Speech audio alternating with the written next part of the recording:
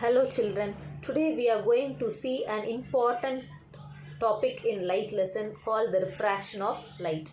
Here in this topic we are going to see the definition, then the causes of refraction, then the laws of refraction, then the refractive index. It has two types, absolute refractive index and relative refractive index. Then how the factors on which the refractive index of a media depends, then refraction through a glass slab, then the factors on which the lateral shift it depends upon. So first we'll see the definition of refraction. You have learnt in your 8th standard, I believe. So what is refraction? The refraction is the bending of light rays from one medium to the other medium. We call it as refraction. I'll tell once again. The bending of light rays from one medium to other medium, we call it as refraction. We have seen so many examples in our day-to-day life. Some phenomenon observed in our day-to-day life that I'll give some examples. First example is a pencil partly immersed in water in a glass appears to be bent at the water surface. Second example, an egg or lemon placed in a glass filled with water appears to be bigger than its actual size when seen from the sides of the glass. Like this, we can give so many examples in our day-to-day life. Then comes the causes of refraction. So how the refraction cause? So the refraction of light takes place because the speed of light changes when light goes from one medium to the other medium. That is, the speed of light changes from one medium to other medium. Since the speed of light changes from one medium to the other medium, the refraction takes place. Then this is an important thing. When light ray travels from rarer medium to denser medium, it bends towards the normal. Rarer medium we say as air, denser medium we say as water. So when this is the normal, when the light ray, this we call it as incident ray, when the light ray travels from rarer medium to denser medium, this line, it bends towards the normal. This is the refracted ray and it bends towards the normal. Similarly, when light ray travels from denser medium to rarer medium, it bends away from the normal. That is, here this is the normal, the incident ray, this is the incident ray. So when light ray travels from denser medium, here the denser medium is water and the rarer medium is air. When light ray travels from denser medium to rarer medium, it bends away from the normal. So here when it travels from rarer medium to denser medium, it bends towards the normal. Here when it travels from denser medium to rarer medium, it bends away from the normal. Then comes the laws of refraction. Laws of refraction is, we have two laws of refraction like laws of reflection. In laws of refraction, the first law is the incident ray, the refracted ray and the normal all lie in the same plane. Here in laws of reflection, you might have wrote reflected ray. Here instead of reflected ray, you are going to write as refracted ray. The incident ray, the refracted ray and the normal all lie in the same plane. Second one is, this is an important law and it is otherwise called as Snell's law of refraction. The ratio of sine of angle of incidence to the sine of angle of refraction is a constant for a pair of media. That is, n is equal to sin I by sin r. That is, ratio of sine of angle of incidence to the sine of angle of refraction is a constant for a pair of media. The constant is n and it is called as refractive index. So this law is otherwise known as Snell's law of refraction. So here we have two laws of refraction. First one is the incident ray, the refracted ray and the normal all lie in the same plane. Second is the ratio of sine of angle of incidence to the sine of angle of refraction is a constant for a pair of media. So where n is called the refractive index and it is called as Snell's law of refraction. Then comes the refractive index. Refractive index is nothing but it is a measure of how much the speed of light changes when it enters the medium from air. So it is just a measurement how the speed of light changes from one medium to the other medium. So here refractive index has two types. One is absolute refractive index and the next one is relative refractive index.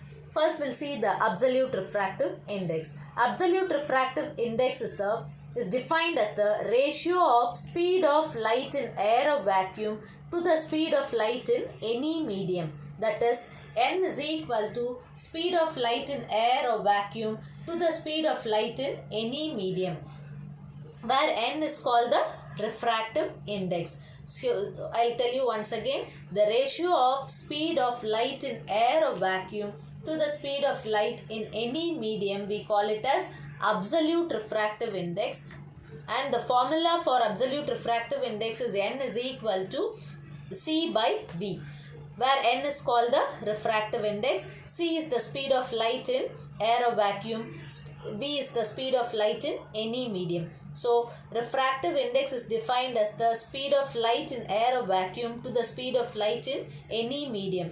You all know the value of c. C is equal to 3 into 10 power 8 meter per second. Then comes the relative refractive index. In absolute refractive index, one medium will be air and the other medium will be any medium. But here in relative refractive index, both are different medium. Air medium is missing here. So here consider a medium 2 surrounded by another material medium. Let the light goes from medium 1 to the medium 2. Then the refractive index of medium 2 with respect to medium 1 is known as relative refractive index of medium 2. For example, here I have given you N21. N21 means refractive index of 2 with respect to 1. This we can write as N2 by N1. First number at the top, second number at the bottom. So N21 is equal to N2 by N1.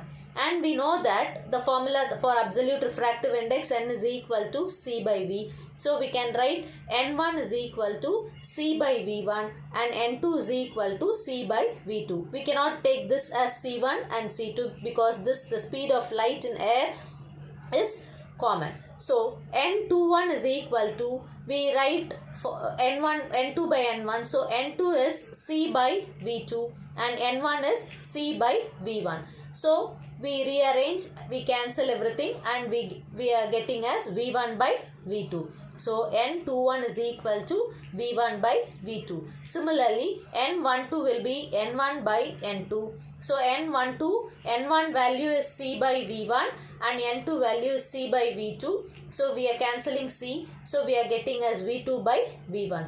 This we can write as N12 is equal to V2 by V1. So here we got the value. So N21 is equal to 1 by N12. That is N21 is V1 by V2. N12 is V2 by V1. So we take the reciprocal. Then it will be V1 by V2. So N21 is equal to 1 by N2. So this is called the relative refractive index. Hello children. In last video, we saw the definition, causes of refraction, laws of refraction, refractive index and its two types. Now, in this video, we are going to see the factors on which the refractive index of a media depends upon. So, it depends upon three factors. First is the nature of the material medium, density of the medium, then color or wavelength of light. So the factors on which the refractive index of a medium depends upon the nature of the material, density of the medium, then the color or wavelength of light. Then we have two conditions where refraction does not occur. So the first condition is, this you have learnt even in 9th standard, when the light is incident normally on the boundary, then the refraction does not occur. So when the light is incident normally, so here no incident ray, so it falls normally. So when the light is incident normally on a boundary, angle I is 0, so R is also 0. We know the formula sin I by sin r is equal to n2 by n1. So sin r is equal to n1 by n2 into sin I. So sin r is equal to n1 by n2. Instead of I, we are writing as 0. So sin 0 is equal to 0. So no refraction takes place. So this is the condition for no refraction. First condition is when the light is incident normally on a boundary, angle I is 0. This formula is Snell's law formula. Sin I by sin r is equal to n2 by n1. So sin I is equal to n1 by n2. This sin I comes this side. So sin r is equal to n1 by n2. Sin I is 0. So sin 0 is equal to 0. So no refraction takes place. This is the second condition of no refraction. That is when refractive index of two media are equal. That is both the medias, if both the medias are equal, that is n1 is equal to n2, then sin I by sin r is equal to n2 by n1, where these both the medias are equal. So n1 is equal to n2. So sin I by sin r is equal to 1. In this condition also refraction does not take place. So first condition is when the light is incident normally on a boundary, then no refraction takes place. Here in this second condition, when refractive index of two media, both the medias are equal, then no refraction takes place. Now the next topic is refraction through a glass slab. Now we have to take a glass slab and place it on a white sheet of paper fixed on a drawing board. Mark the boundaries A, B, C and D of the glass slab. Fix and mark the incident ray, and the incident ray should be, the angle should be between 30 to 60 degree. Then place two pins P1 and P2 vertically on the drawing board such that the line joining the pins is inclined to the edge AB of the glass slab. Now look through the glass slab from opposite side so that the images of pins P1 and P2 are exactly on the same line. Fix two pins P3 and P4 vertically on the drawing board such that the pins P3 and P4 and images of P1 and P2 are exactly on the same line. Now remove the glass slab and all the pins. Join the points P1 and P2 with the line and extend this line to touch the edge AB at P. Similarly, join the points P3 and P4 with the line and extend the line to touch the edge DC at Q. Now we are getting a emergent ray.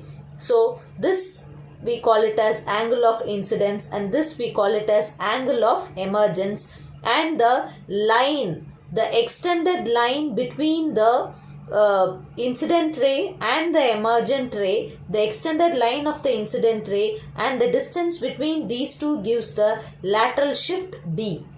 Now here in this, when a ray of light falls on a glass slab by making a certain angle with the normal, it emerges out from the opposite face of the glass slab parallel to the original direction of propagation. There is a shift in the path of incident ray. This shift in the path of incident ray or the perpendicular distance between the original direction of the incident ray and the emergent ray gives you the lateral shift, or this otherwise we call it as lateral displacement. In a glass slab, refraction takes place in two places and then the incident ray is always parallel to the emergent ray because the opposite faces of the glass slab is parallel. And one more condition here, always the incident ray is equal to the emergent ray. The angle of incidence is always equal to the angle of emergence. And the factors on which the lateral shift depends upon is, it depends upon the thickness of the glass slab, then it depends upon the angle of incidence, it depends upon the refractive index of the glass slab, and it depends upon the lateral shift which is inversely proportional to the wavelength of the incident light. Once again I will tell you, here the important points to note is always the angle of incidence is equal to the angle of emergence, and then The incident ray is always parallel to the emergent ray because the opposite faces of a glass slab is parallel, and then the lateral shift is the distance between the distance between the original direction of incident ray and the emergent ray. We call it as lateral shift or lateral displacement, and the factors on which the lateral displacement depends upon the thickness of the glass slab, then the angle of incidence, then the refractive index of the glass slab, and finally the wavelength of the incident light.